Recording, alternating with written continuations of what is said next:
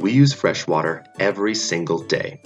It's in our drinks, it's in our food, and it's even in our bodies.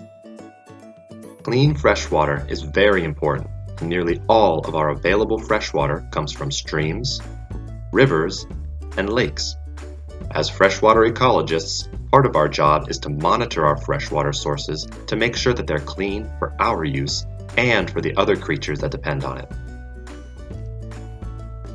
Here are a few ways we monitor the quality of our freshwater sources.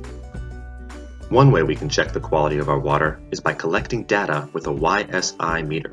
This device has special sensors that detect different aspects of water quality, like temperature, pH, dissolved oxygen, and conductivity.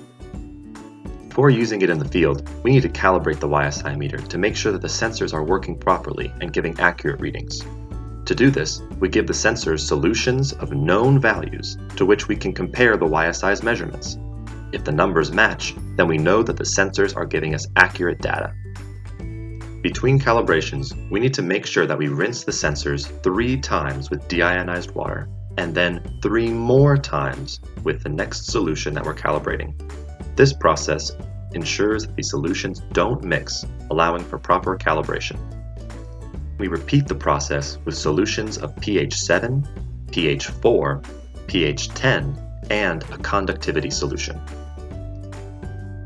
Another way we monitor water quality is by collecting samples and taking them back to a lab for further analysis. This gives us more information that the YSI can't measure, like the concentration of bacteria and nutrient levels. Another way we can monitor our water is by finding and identifying the animals that live in the water. Some aquatic animals, like this stonefly larva, are very sensitive to pollution and can't survive in dirty water. So, if we find them in a stream, we would know that the water quality is pretty good.